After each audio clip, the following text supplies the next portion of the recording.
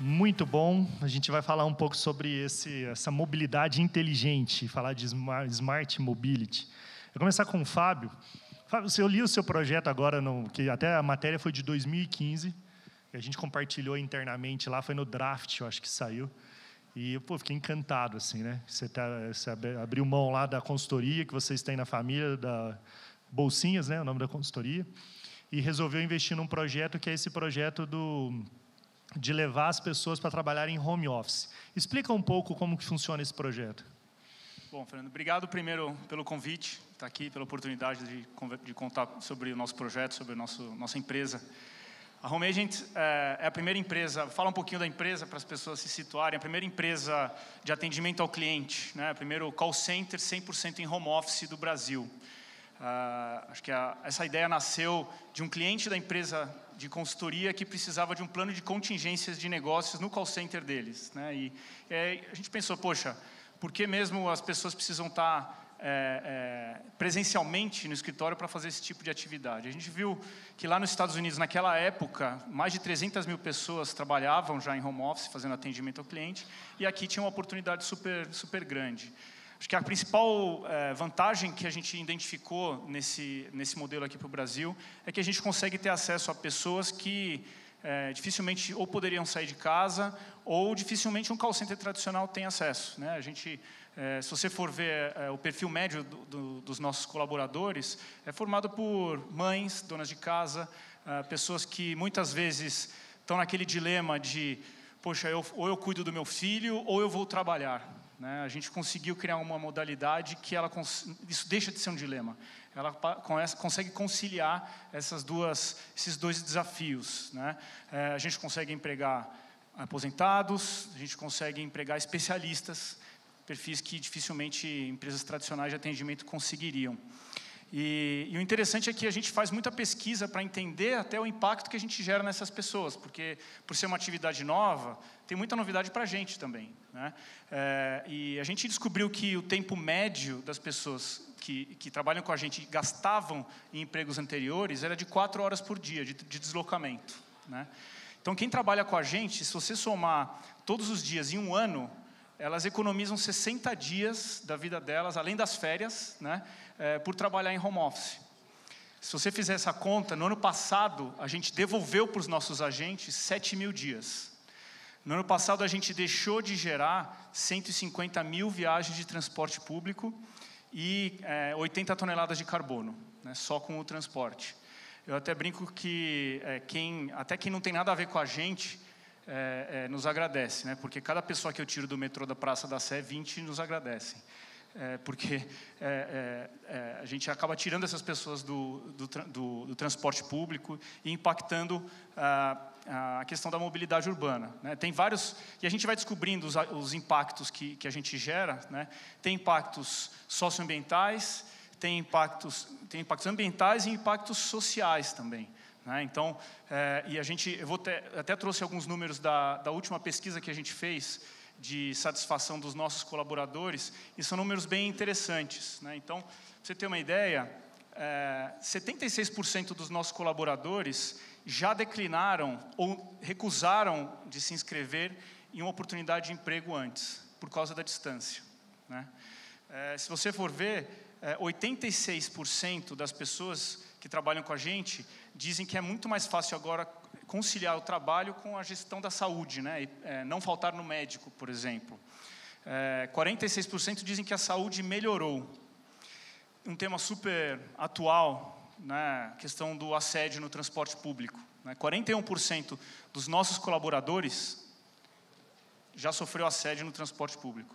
E aí eu vou até mudar, eu não vou mais falar colaboradores, vou falar colaboradoras, porque 93% da nossa equipe é composta por mulheres, né, com 35 anos de idade média e 60% de curso superior. 36% já foi roubada no transporte público indo para o emprego anterior, né? E 98% se sente mais segura por estar trabalhando em home office. Então, assim, a gente não criou uma empresa com o objetivo de gerar um impacto social. A gente criou uma empresa que resolve um problema claro da indústria de atendimento, que é uma indústria enorme no Brasil. Mas, de tabela, a gente acabou gerando uma série de impactos positivos para as pessoas, para as famílias delas e para a cidade, o que nos deixa bastante orgulhoso com isso. Podemos encerrar a mesa já? Acho que eu extrapolei um pouco, né? Não, por causa do case, incrível case, muito legal mesmo, você ter todos esses dados, os números. Eu estava pensando aqui, você já falou isso até na matéria que eu li, sobre a questão da mãe também, né? Ela está junto com o filho, ela está trabalhando ali, se ela está com um filho pequeno, o filho está do lado dela, né? De alguma forma, ela dá assistência, né? Ela está ali próxima. E a gente costuma estereotipar, né? Achando que é o caso da mãe de bebê ou de criança pequena. Mas aí a gente foi descobrindo também que, assim, metade das mães, das nossas mães, são mães de adolescente. E elas falam, puxa, eu ficava desesperada de sair de casa para trabalhar e deixar o meu filho solto na comunidade onde a gente mora, sem saber com quem ele está, né? E com a gente, por mais que ela esteja indisponível na hora que ela está trabalhando, ela está a um passo de distância da casa dela, né? Ela está na casa dela, mas ela sabe com quem o filho está, sabe o que está acontecendo. Fora que essas outras 4 horas que ela ganha, ela não só dorme mais, mas ela faz exercício e fica junto com a família. Muito bom mesmo. Parabéns por esse case aí. Eu acho que é legal porque quando você fala também dessa questão do home office, talvez são poucas pessoas ou poucas empresas que discutem todos esses impactos aí que você citou, né? E é bacana perceber o impacto que você tem, quantas pessoas deixaram de se deslocar, e é realmente aí uma iniciativa muito inteligente para se resolver parte do problema do transporte. Eu vou voltar com uma outra pergunta mais difícil para você daqui a pouco, mas falar com o Kleber. Kleber, a gente, quando fala de mobilidade, até eu disse isso mais cedo hoje, e a gente está falando de car sharing, de outras iniciativas, o foco é pensar no corporativo, né? E dentro do Parar, a gente tem esse pensamento de que eu acho que a cultura vai ser formada e vai ser criada a partir das empresas. Quando você criou a MoveOn junto com o Hélio, né? O Hélio está aí? Está por aí. O Hélio está aí, que é o seu sócio. Vocês começaram, o foco é o corporativo. A gente vai atuar primeiro no corporativo, porque eu acho que a gente cria uma experiência dentro do mercado corporativo, você controla os riscos de uma operação, né? Porque quando a gente propõe alguma coisa nova no mercado, você tem que estar num ambiente controlado ainda, e o corporativo, ele te permite isso. E quando eu falo controle, eu estou falando de risco de acidente, de roubo, de fraudes, etc. e tal, então você tem um ambiente muito mais controlado. E por que a gente criou a MoveOn, né? Eu tenho uma experiência bastante grande nesse mercado, o Hélio também, aí, se juntar os dois, deve dar quase 50 anos de experiência em frota, e a gente percebe que o mercado está mudando muito rápido, né? Com toda essa evolução tecnológica que a gente está cansado de ouvir, está vendo, internet das coisas, inteligência artificial, veículo autônomo. É muita coisa rápida acontecendo. Só que a gente entende que só a tecnologia, ela não é a solução, né? Ela facilita todo esse processo. Mas a interação humana, usando a tecnologia, é que vai fazer a diferença. E o nosso propósito está aqui, porque a gente entra como um operador da mobilidade. Não adianta você ter car sharing sem ter alguém que vai operar todo esse processo. O carro continua tendo que ser abastecido, lavado, tem que ter a manutenção. Você tem que ainda entender a necessidade de cada empresa para a gente trazer a solução para essa empresa com o objetivo tornar a experiência de utilização das pessoas muito mais simples, muito mais amigável, e também trazer uma redução de custo para as empresas. Hoje a gente sabe que tem muita empresa que tem uma frota reserva, uma frota ociosa. Esse carro fica parado, às vezes, 80% do tempo, 70% do tempo. Isso é desperdício. A gente, com a mobilidade, com o compartilhamento, a gente quer reduzir exatamente essa ociosidade. E aí você tem um ganho muito grande financeiro também para as corporações. A gente passa a falar agora, em vez de TCO, né, que muito se falou, no custo total de mobilidade, onde você começa a reduzir desperdício, melhorar a experiência de cada condutor. Então, nosso foco é empresas para trazer uma solução muito mais amigável para todos os seus funcionários. É mais ou menos... E vocês já estão operando. Se tiver alguém querendo conhecer as soluções que vocês têm hoje, o pessoal pode procurar vocês aqui? Pode. A gente está fazendo o lançamento oficial da empresa essa semana. Então, pode falar que é hoje, só para valorizar o nosso evento? Se você entrar no LinkedIn... Está lançando agora. Se você entrar no nosso LinkedIn, você vai perceber que sim, está sendo nesse momento. Há 1 hora atrás, a gente colocou o nosso segundo vídeo. Uma salva de palmas, então, para o Parark. Obrigado. A gente está ajudando a lançar a empresa, gente. Brinca com a gente, ó, ajudando a lançar a empresa. Eu te agradeço a oportunidade, óbvio. Né? Então, você tem que sair com negócios fechados aí, viu, Obrigado. gente? Fecha algum negócio com ele hoje aí, depois vocês contam para a gente contar o case o ano que vem. Com certeza. De como é que foi. O que é bacana de ouvir do Kleber e o Hélio é essa experiência que eles têm com locadora. E eu imagino, até a gente não tem tempo para falar tanto sobre isso, mas como vocês conhecem muito as nuances da locação, da terceirização de frota, e vocês estão agora propondo uma nova iniciativa que é discutir a mobilidade corporativa, imagino que as soluções que vocês propõem sejam muito práticas e vão de encontro com aquilo que vocês enxergam como um viés de problema dentro das empresas. Então, acho que vale a pena conhecer um pouco as soluções que vocês estão propondo, porque eu imagino que com todo esse background que vocês têm de história, realmente deve ter produtos e serviços bem relevantes aí.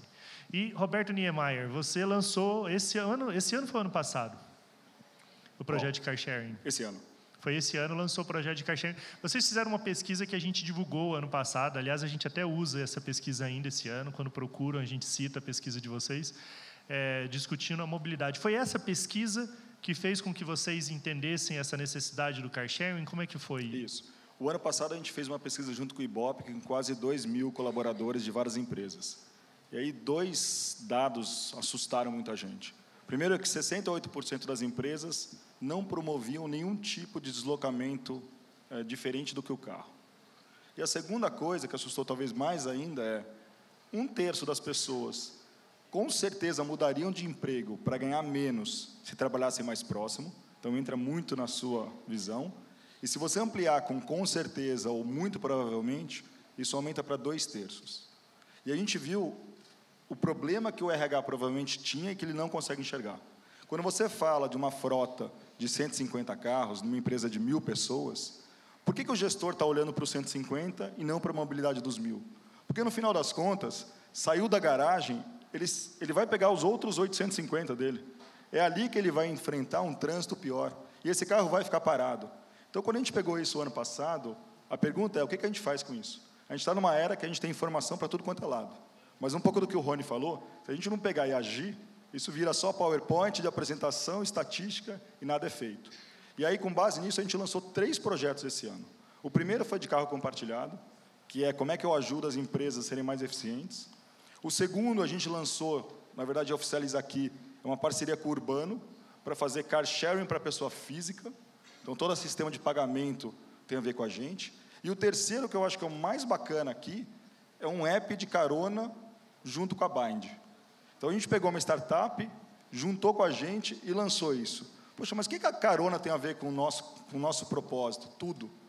Quando eu olho para os 1.000, para a mobilidade dos 1.000, como é que eu ajudo esse gestor a virar um gestor de frota para a mobilidade? E aí, nada melhor do que a gente lançar e testar em casa, né? Porque é lá que a gente vai ver se tem mesmo. Então, a gente fez um teste, agora faz 2 meses que a gente lançou isso. A gente tem 400 funcionários na matriz hoje. 60% aderiu e está usando. E nos primeiros 2 meses, a gente gerou mais de 500 caronas, mais de 8.500 quilômetros rodados. Uma coisa muito bacana, 1.200 horas de networking. Então, isso é uma coisa muito bacana, porque quando a gente foi aprofundar essa pesquisa, o problema não é só a pessoa ir do deslocamento, o problema é o que ela faz nesse deslocamento.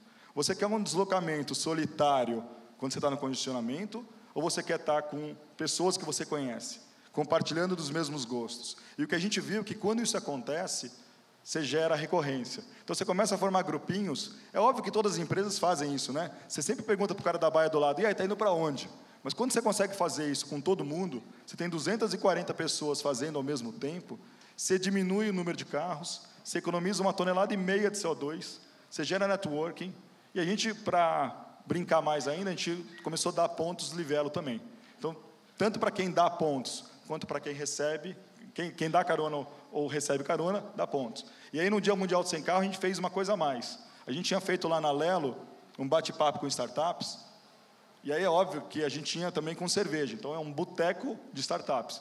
E para incentivar naquele dia, a gente falou o seguinte: quem der carona nesse dia, leva cerveja de graça para tomar em casa.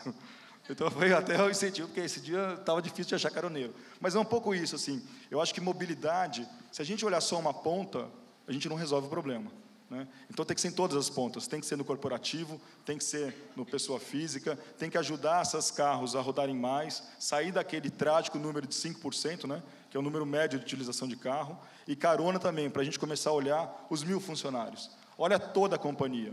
E aí você consegue ter talvez um trânsito melhor, as pessoas começam a trabalhar em casa, mas aquelas que vão para o trabalho, talvez vão compartilhando ideias, sonhos, e essa jornada fica muito mais prazerosa do que um para um, que é uma coisa que a gente enfrenta muito hoje na estrada brasileira.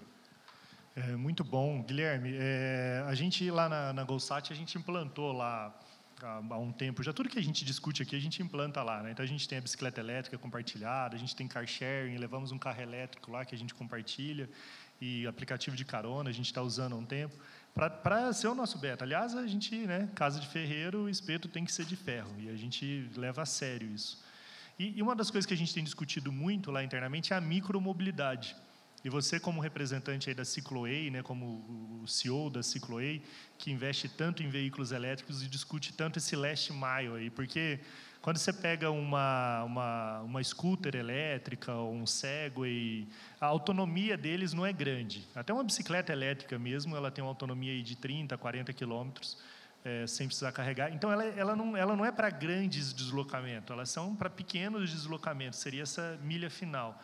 Como que você enxerga isso? Aliás, você vai muito para os Estados Unidos e tem estudado muito esse tema. Como que você enxerga para avançar? Porque talvez, e o entendimento que a gente tem no Pará também, que os veículos elétricos eles vão evoluir muito no Brasil nessa last mile. Não nas grandes frotas, vai se demorar um tempo ainda para tudo virar elétrico, mas acho que tem uma tendência forte para isso. Assim. Como é que você enxerga isso no Brasil e como é que você tem trabalhado para mudar esse cenário? Bom, primeiro eu queria manifestar a minha surpresa pela qualidade desse evento, pela organização, pela produção, mas, sobretudo, pela iniciativa de se mudar um Brasil para melhor. Porque, em essência, todo mundo que está sentado aqui está procurando a mesma coisa: viver bem, viver melhor, ter mais tempo. E o ser humano precisa mudar suas atitudes para isso. Acontece que, para que o ser humano mude as atitudes, a gente precisa entender como isso se processa. Nós, seres humanos, nós tomamos as nossas decisões baseado nas nossas emoções. Depois a gente tenta justificar com a razão. Então eu escutei você falar do seu filho com enorme emoção. Quem não se comove com isso? Eu escutei você conversar de vidas que se perdem no trânsito. O Brasil tem o mais vergonhoso recorde de fatalidades por número de veículos em circulação. Gente, até quando o Brasil vai acumular vergonhosos recordes? Eu escutei o nosso palestrante anterior falar com emoção a respeito de milhões de brasileiros que não sabem o que vão comer naquele dia. Enquanto isso, nós estamos falando de veículos autônomos ao mesmo tempo, estamos falando de alta tecnologia. Nós estamos falando do quê? De mudar para ter uma melhor qualidade de vida, mas nós não podemos, de maneira nenhuma, ignorar o fato de que o ponto nevrálgico para qualquer mudança de atitude está na nossa emoção, está no nosso coração, está no fruto de todas as nossas decisões. E eu, desde que me entendo por gente, eu me dei ao objetivo de vida de eliminar sofrimento. Eu acho que você tem sucesso na vida quando você consegue descobrir do que as pessoas estão sofrendo e traz uma solução. E esse sucesso é imediato, ele não depende de remuneração, porque quando você vê alguém mais feliz, mais aliviado, aquilo já te traz uma remuneração sentimental, emocional, que não tem dinheiro no mundo que pague. Então, quando você observa onde um povo, onde uma civilização está realmente necessitando de uma solução para o sofrimento dele, e você aporta essa solução, você vai ter sucesso de duas maneiras. Primeiro, porque você vai ser, na sua vida, vai ser abençoado. E segundo, porque o sucesso econômico vem por consequência e não por objetivo principal. Hoje é inegável que, depois das 5 principais necessidades do ser humano, habitação, alimentação, vestuário, saúde, vem o quê? Locomoção. Hoje nós temos 14 milhões de pessoas desempregadas.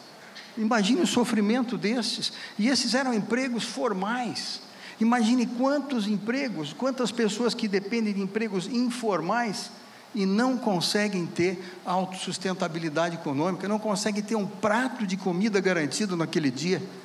Então, o mundo hoje ele depende de locomoção. Não é como antigamente, quando você morava em pequenas comunidades, que você encontrava o sapateiro, o verdureiro, tudo que você precisava estava à tua volta. O calçado que era fabricado ali na esquina passou a ser fabricado em Franca, hoje é fabricado na China. Se não houver como o cidadão chegar até o pão dele, ele não ganha o seu pão. Então, locomoção é fundamental. Você ter autossustentabilidade econômica depende de locomoção individual. E não há como a gente possa conseguir resolver os problemas de locomoção, a menos que a gente mude a maneira como as pessoas se locomovem. Não faz sentido você ter uma carga energética para movimentar 1.500 quilos de ferro, ocupando 16 metros quadrados de estacionamento, para carregar 100 quilos de gente. Não tem como justificar isso. Com energia elétrica, ok, nós vamos resolver problemas de ruído, problemas de poluição, etc. Mas continuamos levando 1.500 quilos de ferro para carregar 100 quilos de gente e ocupar espaço nas vias públicas e nos estacionamentos. Então, diante deste sofrimento, dessa situação de sofrimento, e vendo principalmente as pessoas que dependem de um vale-transporte, que é a grande maioria do povo brasileiro, se não depende do vale-transporte porque está empregado, ele depende de alguma coisa para chegar até onde ele possa ganhar o seu pão. É nesse cidadão que a gente está pensando, é no sofrimento destas pessoas. Então, em essência, tudo é feito por seres humanos para atender uma necessidade de um ser humano. A solução não é técnica, a solução não é científica, a solução é humana, é mudar uma forma comportamental, é isso que a gente quer. E mudar uma forma comportamental que auxilie milhões de brasileiros e não uma classe privilegiada que pode comprar um veículo de 100 mil reais. Então, focado nisso, exatamente, Flávia, que a gente hoje, há 15 anos atrás, há 17 anos atrás, nós somos os pioneiros na introdução de pequenos veículos elétricos no Brasil. E há 13 anos atrás, nós decidimos nos dedicar a uma causa inédita, ou seja, a de fazer com que as pessoas, principalmente nos centros urbanos, onde nas 20 principais cidades do mundo, as pessoas não se deslocam mais do que apenas 16 quilômetros do percurso da sua residência até o seu trabalho. No entanto, gastam 2, 3, até como você disse, 4 horas do seu tempo. Então, o que acontece? Você gasta dinheiro e você gasta tempo para chegar a algum lugar para ganhar dinheiro na expectativa de ter tempo. Para quê? Para ficar com mais tempo de convivência com as pessoas que você ama. E o que é que está acontecendo? A cada dia mais, nós estamos gastando mais dinheiro, mais tempo e tendo menos tempo para ficar com as pessoas que a gente ama. Tem alguma coisa errada nessa equação. Então, a locomoção individual, a forma como você se desloca, seja para ir para o seu trabalho, seja para as suas necessidades básicas diárias, de ir para uma farmácia, de ir para um supermercado, estão diretamente relacionadas com aquilo que a gente quer, mudar o Brasil para melhor. E é isso que nós resolvemos fazer de um caráter pioneiro, investindo muito tempo, muito dinheiro, para gerar pequenos veículos elétricos com capacidade para trafegar até 40 km por hora, 40 km de distância, até 60 km por hora, e que sejam realmente soluções efetivas para que nós não precisemos mais levar 100 quilos de gente em 1.500 quilos de ferro. Esse é o mote nosso hoje. Muito bom, Guilherme, obrigado pela sua excelente explanação aí falando. A Cicloei está aqui expondo os produtos dela ali, você pode ir lá e fazer uma experiência de andar. Quem já andou ali? Já andou no Segway, já andou nas patinetes? Levanta a mão aí quem já experimentou. Tem uma turma que já andou. Você andou, Kleber? Gostou? Sensacional, sensacional. Tem muita coisa bacana lá, que até o Guilherme estava me contando, que, por exemplo, na Europa é comum, às vezes, a pessoa andar de cego e ir até o metrô, depois transforma ele numa maleta, vai, pega o metrô, desce, pega o cego e vai. Essa milha final, o Ricardo fala muito sobre os condomínios residenciais e corporativos. Eu estava recentemente numa reunião lá no Bradesco, na Cidade de Deus, e é um absurdo um lugar daquele tamanho lá. E a galera fica pegando táxi para se deslocar lá internamente. Então, você tem ambientes corporativos muito grandes, onde não se pensou ainda como se resolver esse pequeno deslocamento ali interno, né? Que a bicicleta poderia resolver, o cego aí poderia resolver, o carro elétrico e outros carros. Eu queria te fazer uma pergunta, Fábio, que a gente está agora com esse negócio de tecnologia avançando e tal, e a computação cognitiva está vindo com tudo aí, né? E o Bradesco parece que é o primeiro banco que anunciou esse semestre que está trocando 1000 telemarketings pelo computador, pela computação cognitiva. Acho que até o IBM, a Watson, que eles estão usando lá no Bradesco. Se eu não me engano, até é possível ligar hoje, já cair no Watson e ter um atendimento do Watson. Como é que fica o cenário do que você está propondo, o seu trabalho, da sua empresa, diante disso? Essa máquina vai substituir essa mão de obra ou não? Eu acho que, em parte. Tem uma previsão do Gartner que fala que até 2020, eu acho que é cedo, mas eventualmente isso vai acontecer, 85% das interações entre as pessoas, os clientes e as empresas vão acontecer diretamente. Só que ainda sobram 15. O que eu quero dizer com isso? O nosso modelo em home office, ele tem uma sinergia muito grande com essas ferramentas ou com a tecnologia de inteligência artificial. Por quê? Porque dificilmente você vai conseguir eliminar 100% da necessidade de um humano, né? Você vai conseguir, obviamente, eliminar boa parte, ou você já consegue eliminar boa parte do atendimento de baixa qualificação ou de baixa complexidade. Mas você sempre vai continuar precisando dar atenção aos casos complexos, aos casos não previstos, né? E para isso, para atender a casos complexos, você precisa de gente mais qualificada. E os call centers tradicionais têm uma dificuldade muito grande de atrair gente qualificada. E aí é onde a gente entra, porque o modelo em home office permite que você tenha acesso a gente qualificada em escala. Então, existe bastante sinergia entre o modelo de pessoas com alta qualificação sendo empoderadas, inclusive, pela tecnologia para serem mais assertivas no atendimento. Então, na nossa visão de futuro, a gente vai prestar muito mais atenção na alta qualificação com alto volume. Muito bom. E eu espero que aconteça isso, porque a sua iniciativa é genial, assim. Eu acho que qualifica, porque você faz tanto o ativo quanto o passivo, né? Os dois telemarketing. E talvez esse ativo, a máquina seja difícil de substituir, né? Que é o atendimento para fazer uma venda, para realizar um atendimento um pouco... Talvez o passivo é o que está vindo com força agora, essa computação cognitiva, que aperta 1, aperta 2 e tenta resolver lá o problema. É nessa linha que a gente já está atuando, né? Se você me permitir, alguns exemplos que a gente já está fazendo. Alguns casos de clientes nossos, né? A gente trabalha com a Natura. Com a Natura, a gente tem consultoras Natura que prospectam novas consultoras Natura. Ninguém melhor para te convidar a fazer uma atividade do que quem já faz a atividade. Só que seria impossível a Natura ter um call center de consultoras. E com a gente isso é viável. A Volvo, por exemplo, tem um XC60 novinho aqui, né? A gente trabalha com eles. A gente tem especialistas em Volvo XC60 que atendem os clientes interessados em comprar e convidam eles e marcam um test drive. Então, são pessoas que nunca sentariam num call center tradicional e dificilmente seriam substituídos por uma máquina. Então, é nessa linha que a gente está... A gente tem, obviamente, atendimento 24/7 com seguradora, tal, mas eu acho que essa linha que a gente deve seguir daqui para frente. Legal. E aí são os especialistas, né, fazendo atendimento. Ô, Kleber, a gente fez uma pesquisa recente na nossa base de telemetria lá e a gente ficou assustado com o levantamento. Hoje a gente tem mais ou menos uns 35 mil carros na base e esse levantamento mostrou que mais ou menos 80% da frota fica ociosa em horário comercial. 80% da frota fica ociosa em horário comercial. Eles usam só 20% do tempo comercial, do tempo das 8 da manhã às 18 horas.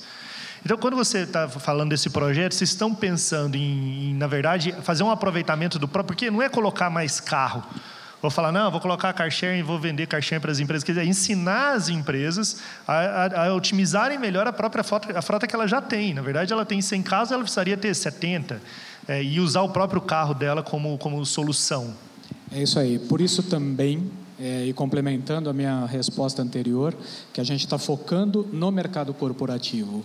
Porque existe uma possibilidade imensa de evolução em reduzir a quantidade de carro na rua.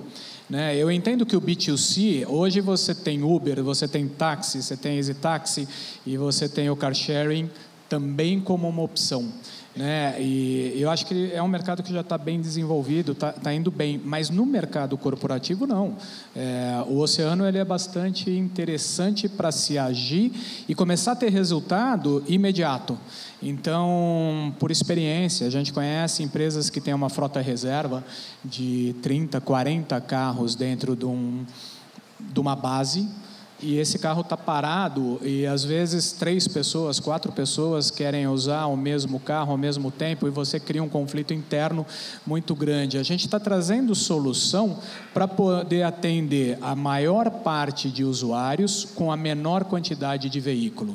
É onde eu falei do TCM. Você começa a agir na redução da sua frota e otimização na utilização. Então, é exatamente aqui que a gente está atuando.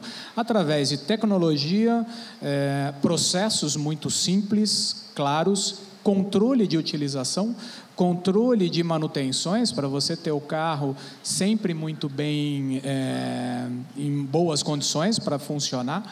Então, a ideia justamente é essa, reduzir a utilização nas empresas e criar uma utilização inteligente.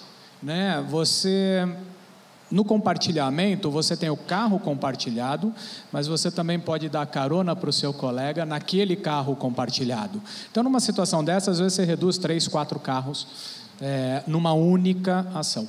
Então, o nosso objetivo é trazer essa inteligência. Primeiro, você tem que fazer um diagnóstico, você tem que conhecer a localidade onde está a empresa, o perfil dos usuários, o perfil da empresa, as distâncias que eles vão correr, para depois propor soluções. Car sharing, carona, Easy Rent é um dos nossos produtos, que é simplesmente uma locação por aplicativo. Às vezes o carro não está na base, mas eu vou entregar esse carro para o cliente, então ele vai ter a facilidade. Essa a nossa intenção, reduzir a quantidade de carro, reduz a quantidade de carro nas empresas, reduz o custo, trazendo experiência e satisfação, qualidade para todos os usuários. O foco é esse.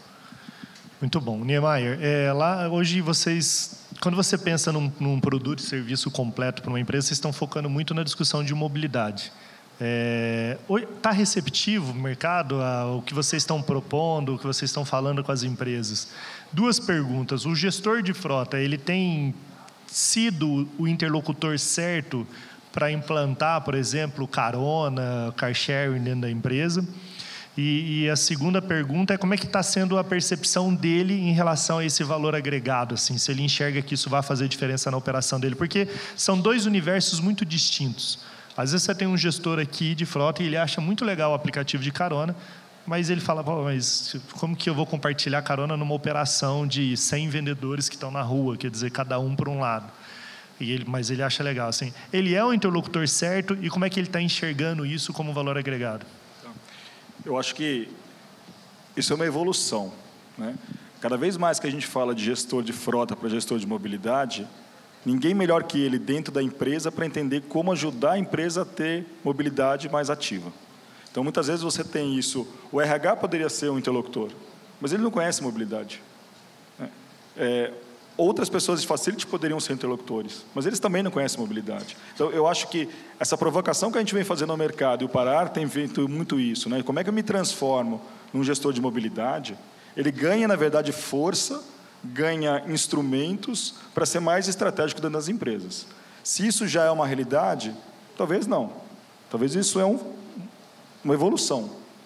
Agora, que sim, cada vez mais esse gestor quer ter uma visão mais estratégica, ele quer participar de uma forma mais efetiva na estratégia da empresa, e talvez o que a gente está fazendo, por exemplo, com a pesquisa, é exatamente isso, dando os insumos estatísticos para talvez ele ter essa conversa com o RH dele. Olha, vem cá, Vamos rodar essa pesquisa, porque tudo bem, eu fiz uma pesquisa com 2.000 pessoas, com o Instituto Ibope por trás, mas vamos rodar isso dentro da nossa própria empresa?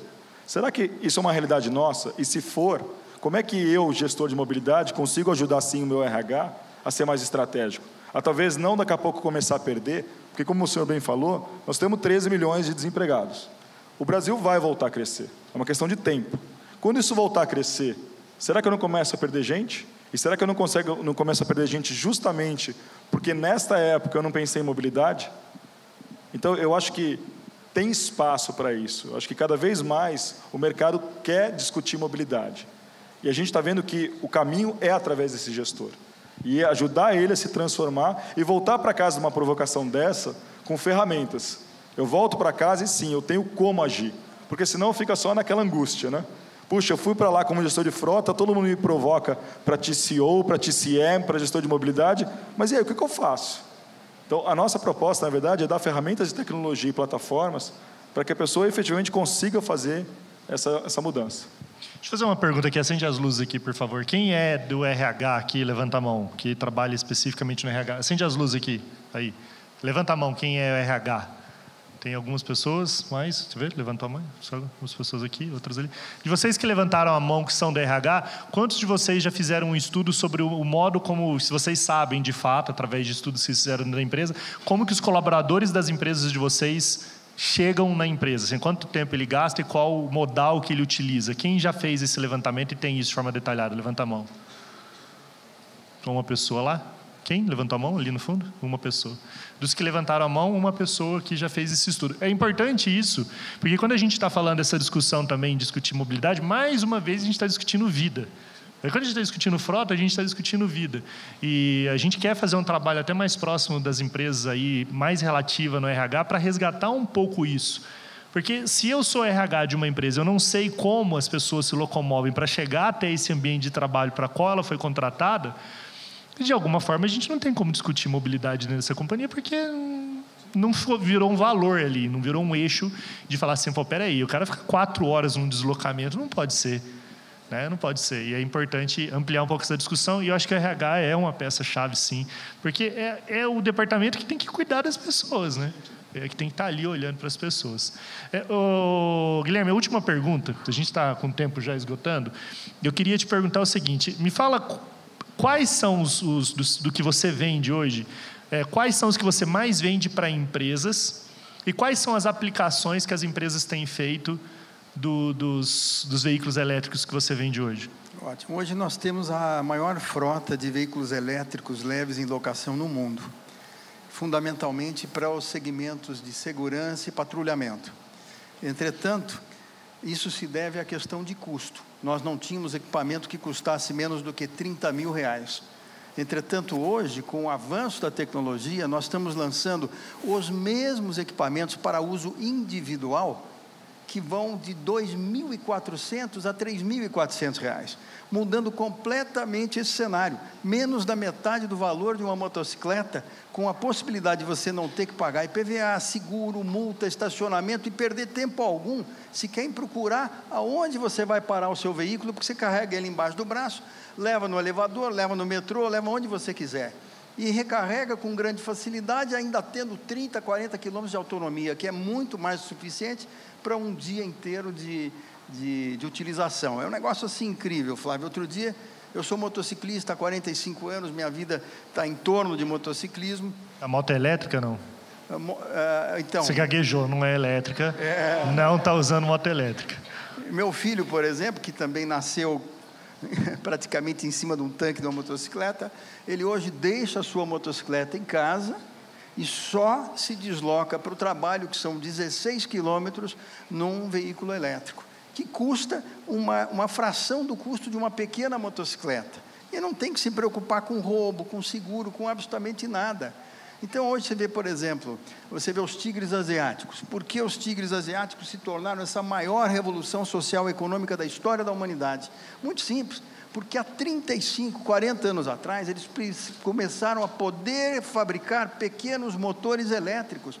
Tanto é que a China é o líder mundial em veículos elétricos. E com isso, eles passaram a motorizar aqueles tradicionais rickshaws, aqueles tradicionais veículos que a gente via nos filmes, que inicialmente eram a trote, uma charretinha a trote, depois a pedal, depois hoje motorizada. Então, você vai na China, na Índia, no Vietnã, na Tailândia, enfim, todo o sudoeste asiático, você encontra milhões e milhões e milhões de pequenos veículos elétricos, cuja finalidade principal é inclusão social, geração de renda, independentemente de disponibilidade de emprego. O importante não é ter gente empregada, o importante é ter gente ocupada. E se você dá mobilidade elétrica a baixíssimo custo, em vez de dar uma Bolsa Família, um auxílio gás que monta aí R$80 por mês, o governo lá concede, em vez de dar esses ajudos, ele dá ferramenta para o indivíduo ser autossuficiente. Ele financia um veículo elétrico, e em lugar do cidadão representar um ônus de R$80 por mês,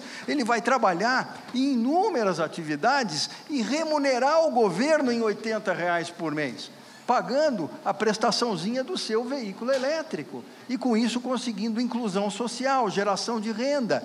Isso é o que importa, esse é o objetivo nosso hoje, proporcionar a milhões de pessoas que no Brasil não estão, no momento, economicamente ativas, moral lá embaixo, a condição de serem cidadãos que resgatam a sua autoestima, a sua alegria de viver, porque tem instrumentos para geração de renda.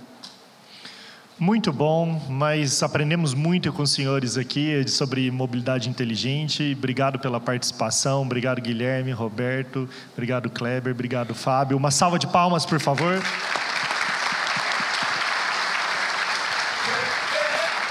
Fábio, obrigado.